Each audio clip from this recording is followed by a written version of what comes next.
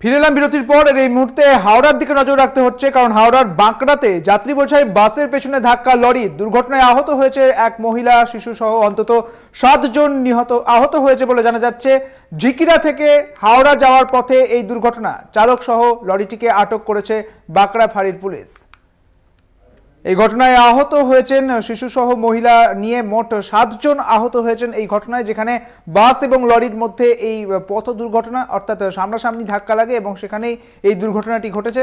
আহত হয়েছে মহিলা, শিশু সহ অন্তত 7 জন। ঝিকিরা থেকে হাওড়া যাওয়ার পথে এই দুর্ঘটনাটি হয়েছে। চালক সহ লরিটিকে আটক করেছে বাঁকড়া ফাঁড়ির পুলিশ। হাওড়ার ঘটনা দেখতে পাচ্ছেন সেই ছবি।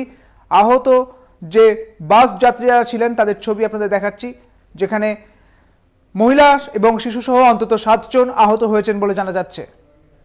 ঝিকিরা থেকে হাওড়া যাওয়ার পথে এই দুর্ঘটনা। চালক সহ লরিটিকে আটক করেছে বাঁকড়া ফাঁড়ির পুলিশ। আরো বিস্তারিত জানবো, আমাদের সঙ্গে রয়েছেন আমাদের প্রতিনিধি জগন্নাথ সামন্ত রয়েছেন আমাদের সঙ্গে। জগন্নাথ, এই মুহূর্তে কি জানতে পারছো? এখনো পর্যন্ত কতজন আহত হয়েছেন?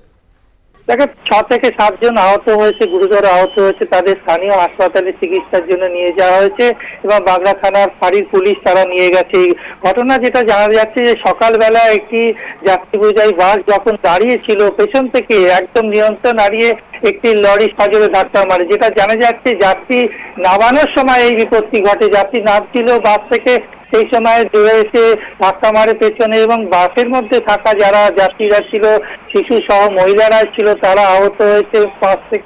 6 থেকে 7 জন আহত হয়েছে, তাদের চিকিৎসা চলছে। তবে যেটা জানানো হচ্ছে যে এই সময় অর্থাৎ এই অঞ্চলে খুব দ্রুততার সঙ্গে কাউকে আটক করা হয়েছে কি জগন্নাথ? তাকে আটক করা হয়েছে, লরির চালককে আটক করা হয়েছে, খালাসিকে আটক করা হয়েছে এবং লরিটাকেও বাজেয়াপ্ত করা হয়েছে। এই বলা যেতে পারে খুব দ্রুততার সঙ্গে গাড়ি চলাচলের জন্যই এই বিপত্তি ঘটেছে। বাসটি দাঁড়িয়েছিল, তারপরেও পেছনে সজোরে এসে ধাক্কা মারে। সঙ্গে থাকো জগন্নাথ, আমাদের সঙ্গে রয়েছেন আমাদের প্রতিনিধি জগন্নাথ সামন্ত। আপনাদের জানিয়ে রাখি